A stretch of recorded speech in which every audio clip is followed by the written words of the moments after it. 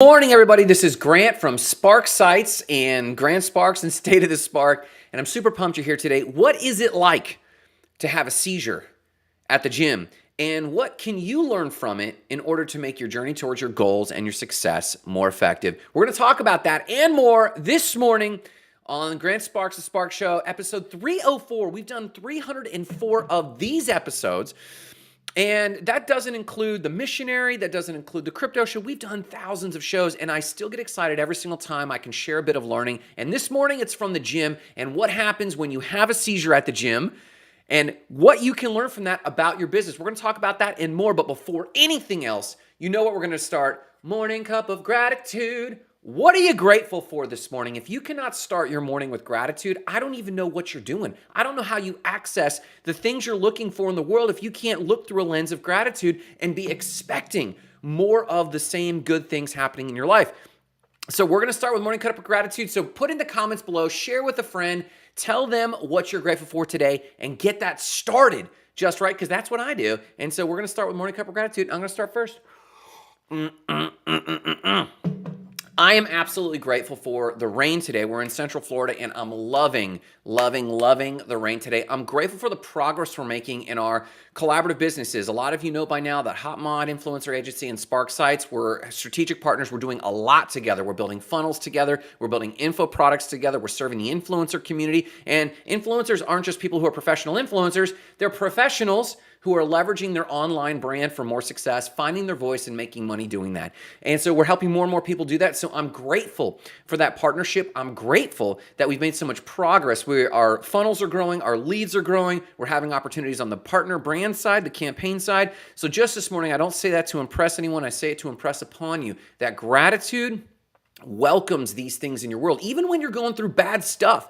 If people see you going through bad stuff, a lot of times there's this cycle that goes on that when you experience conflict, people kind of stay away from you. If you get sick too much, if bad luck happens, but that changes if you operate with a spirit of gratitude, even in the bad things. If you experience gratitude in the bad things, people want to see that underdog win and they want to rally and help you through that. So your vibe absolutely attracts your tribe, whether you're going through good stuff, whether you're going through bad stuff. So I encourage you today, when you start with a spirit of gratitude, even if it feels like you're being a little fake, you still got to access that spirit of gratitude in order to not only pull out the best in you, but also attract the best from the world around you. So that's what I'm grateful for. What are you grateful for? This is your opportunity in these comments. If you miss this moment, you're actually operating in the opposite of gratitude. You're ungrateful because you have an opportunity right now to share with me what you're grateful for. So in the comments, in the chat, whether you're watching this on YouTube or Instagram or TikTok or wherever you guys are at, Twitch, wherever you guys are at, post in the comments what you're grateful for so I can shout it out. And that starts this positivity loop where your name's floating around that spirit of gratitude. So take a moment right now and just tell me what you're grateful for in the comments. Let's talk about having a seizure at the gym. So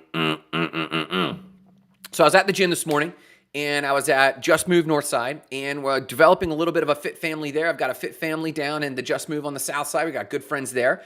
And doing some deadlifts this morning, doing some box sits or box squats. That's where you got a box and you're doing box squats. And at the gym, you hear people grunt all the time, right? You hear people grunt or holler. But it's a little different when someone screams at the gym. Everyone notices. But you let stuff go the first time. You hear a scream, which we did. We were doing some deadlifts, and we heard a scream. We kind of looked around. We didn't see anything. And then just seconds later, we heard another scream. And we were like, what is going on? And the rest of the gym, you could see everyone turn heads and look for the source of the sound. And then we all zeroed in on this one young man that I found me through therapy. Gina the Pet Nanny says on Instagram she's grateful that she found herself through therapy. And that's probably why she's going the route of counselor. And then there's a spammer from Twitch. So hi, Observant Zox. We're not going to call out your comment there. But this person, this poor young man, was on the ground screaming. He had his arm over his head. He was rolling around on the ground with his arm over his head. And so everyone in the gym swarmed this guy. And everyone thought he had dislocated his arm because, you're at the gym, you're lifting heavy weights, and someone screams. You think they're dislocated their arm, but as we looked around, there was no weights around this young man. And then one of the gals who looks like to be an off-duty nurse Aussie says he's grateful for Grant. Aussie, I'm grateful for you and our top secret projects. That's actually more than one project, folks. Aussie and I have some top secret projects we're working on. Not so secret, but secret for now. And I'm grateful for you. I'm grateful for Aussie in my life. He was my first real voice in our Discord group. He's a fast friend. He was a not crypto bro, and he's still a crypto bro. So Aussie, shout out to you halfway across the North America. So this young man in the gym was rolling around, arm over his head, and this young nurse we saw her put this guy's head in her lap while he just kind of rolled around, and we realized this was a neurological thing going on. This wasn't weights. This wasn't anything. This was a neurological thing. And fortunately, everyone rallied around this young man very quickly, and he came out of what we then realized was a seizure. And he didn't even know what was going on. And so we asked him, are you okay? He's like, I'm fine. What are you talking about? And half the gym had swarmed around him. Now, there's several lessons here. Number one, the gym family, no matter how intimidating or scary bodybuilders are or weightlifters, guys or girls, it was all full of all kinds of people. They really are caring people and attentive people. And so if you ever have a hesitation to go to the gym because you're intimidated by the community, just introduce yourself to a bunch of people. Well, I'm a woman. You don't know what it's like for a woman at the gym. I've been going to the gym for 25 years. I've watched single women come in and out of the gym. And the ones who get the most issues are the ones who don't make friends right away. And they have this offstandish attitude because they think everyone's hitting on them. And they're not. There's a really good fit family out there that really does care. And this fit family came around this young man who had a seizure. Someone within seconds, before the nurse even had his head in her lap, within seconds, they had an ambulance on the phone. He came out, he recovered. But this is the lesson that I want to leave with you. I was talking to a good friend. She's an old friend, but a renewed friend, Jessica Robinson of Curated Designs, I think. Man, I'm going to butcher your name. Cohesive Brands, that's what it is. Jessica Renee Robinson of Cohesive Brands. Shout out to her. She's been coming to the gym. She's working on her health and fitness. She's a hard worker, and then we see her at the co-working space most mornings. We were talking about headsets, and I commented on how it's horrendous that people go through the gym with headsets. Now, this seems like a nitpicky thing, but bear with me.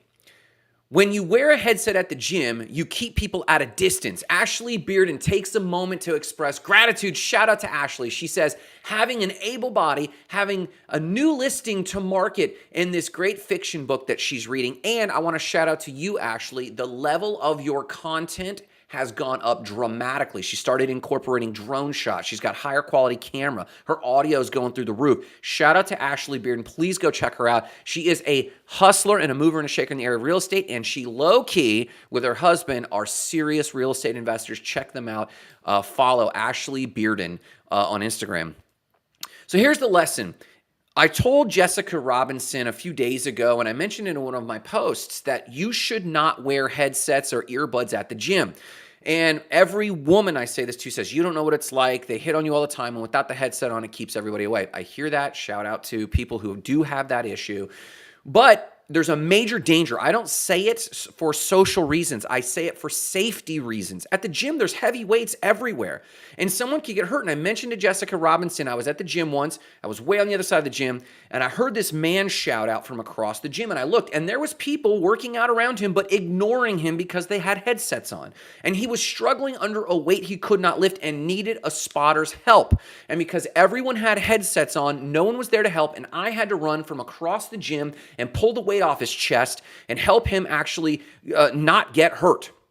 There were already people, my point is there were already people around, but they were wearing their headsets and no one was there to help. Here's the lesson for you in your business. Are you tuning out the world inappropriately? Are you tuning out the world inappropriately? The people at the gym, as a living metaphor, so many people go through life the way people who wear earbuds at the gym. They're not connecting. There has been more business done for Spark Sites, my website company, and all of my investment ventures at the gym than anywhere else because I don't wear a headset and I talk to everybody else. Here's the things you can trust about people who are at the gym. It doesn't matter their fitness level. When they're at the gym, you watch their level of discipline. When they're at the gym, you can see how hard effort they give relative to themselves. If someone can only lift a 5-pound weight, but they're struggling, but they fight through that, they're showing a piece of character inside of them that they're pushing their mental limits. Those are people you can tend to trust in business, to give it their all. Ashley says, Hi, Gina. Hope to see you soon, friend. Shout out to Ashley from Gina the Pet Nanny. So there's a lot of love going on the Instagram feed. I appreciate you, ladies. So when you are at the gym, you can observe these people, and people don't realize the tie-in from health and fitness at a gymnasium, also known as a gymnasia, to the ancient Greeks, goes back to the ancient Greeks. You could not be a citizen involved in decision-making for that city-state if you were not involved at the gym, because they assessed your character. You didn't have to be the strongest person. You didn't have to be fit or sexy. You just had to show character, that you had mental discipline, that you would fight through your own limitations, that you would encourage other people around you, that you would connect as a community. And we see this in gyms today. Jessica Robinson, we've reconnected with, and we have reconnected on a business level when we see each other at 7 or 8 a.m. at the co-working space now, because of our relationship at the gym. The same happened with Lakelander Magazine, and we did their website, and we're good strategic partners with Lakelander Magazine. We have done more business because we don't shut out the world. We don't put on, metaphorically, earbuds or beats and tune the world out. Here's the lesson I want you to take home. Quit tuning the world out. I admit there's a lot of information out there. There's a lot of single-serving, bite-sized bullshit tidbits from influencers and from pseudo-influencers all over the world. You're looking for single-serving lessons, single-serving hacks, and then suddenly you've been doing it to yourself, but then you start tuning the world out when you should be tuning in. Metaphorically, and maybe really, take your headset out. Quit creating an individualistic bubble and reconnect with your world. As people like Ashley Bearden and Gina the Pet Nanny know, you only build your business by connecting with your world, and it's the serendipitous encounters that make the best difference. And it's your ability to listen to someone's need, like the young man who had a seizure this morning at the gym, and no one wearing headbands. Check this out. People wearing Beats and headphones did not rally around this young man with having a seizure and creating a tighter sense of family. Now that we helped that kid out, he was a little embarrassed, but they were around him, encouraging him, and they nurtured that relationship. They lifted him up. Because of that, he has tighter relationships now, but who was not able to participate in that? People wearing Beats and earbuds. They're the outsider now, not the young man having a seizure. The ones who were creating their individualistic bubble. Now, we do know that you need to protect yourself from the tsunami of noise, white noise from the information world. Well, you simply do that by quit with your feeds that aren't relevant to your thing. You should be using social media to connect with your audience and connect with your peers. But you shouldn't be using it to burn your brain out and exhaust your mind, because then you'll start tuning the world out. You'll start creating an individualistic bubble. When you're out, you're going to numb yourself. And there's another parallel here. I wrote in the notes here, am I deaf?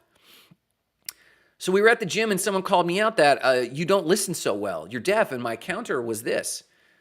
I tune everything out except the thing I am focused on. Now, there's a parallel to this that Napoleon said. Napoleon said, I see only the objective. The obstacles got to give way.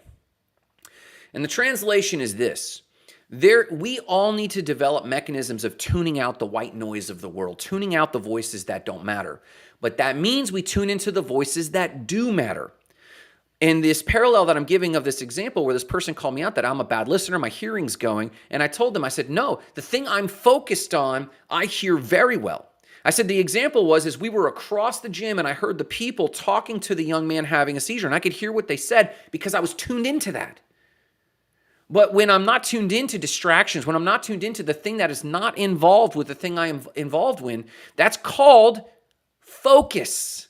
That's what focus looks like. To those who are not participating in your thing, either as a recipient, as a client, as a recipient of gifts and skills, or as peers that you're learning from, mentors you're learning from, if they're not in that category, in my world, they literally barely exist. Because I'm going through life trying to focus. And the only caveat is I still at the same time don't create an individualistic bubble. I actually start to expand myself and listen to the world around me for if it's someone who's a potential client, or if it's someone who is a peer that I can learn from, or a mentor I can learn from. So I've always got my radar up, but instead of creating this individual bubble where you don't hear anything going on around you and you're not connecting with new connections, but also metering that against not taking in too much distractions, getting deeply listening for those who are in your lane, I think you're going to experience way more progress in your goals.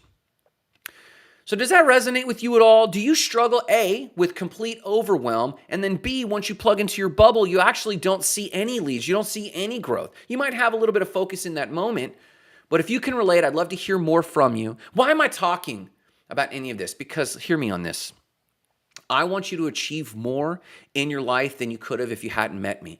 I know that the world needs your gifts. What do they say? Don't go out and find what the world needs and meet it. Go find what makes you alive, because what the world needs is that which brings you alive. And I challenge you on this. If you go find what the world needs, and if you go find what makes you alive, you will find out that there's a large chunk of the world that needs what you're bringing from that place of joy.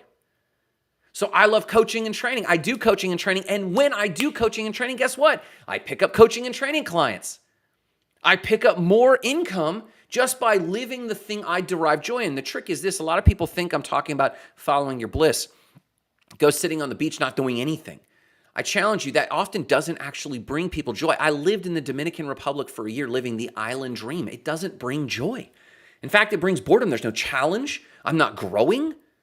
There was a period of time, a few weeks, where I got a lot out of it, but after that, I wasn't contributing to humanity. So I challenge you, as you look for the thing that brings you joy, also look for the thing that contributes to humanity. And chances are you will find, even if it's difficult, even if it's challenging, even if you become the underdog by placing yourself in that sphere, you will find a higher degree of joy because you're challenged and because you have to grow, because you have to step up to that. So I'm talking about any of this. I'm talking about making sure that you're not creating a bubble of individualism, and that you also have your radar for those who are the recipients of your gifts in this world, and or peers or mentors that can help you grow. Take the beats off, take the earphones off, and listen to the people around you, and listen critically. Make sure they're in line with what you're doing, but don't tune out the world entirely. Listen, no matter what you do today, I'm talking about this because I want you to remember the mission. Igniting lives of explosive significance, starting with your own. Have a great day.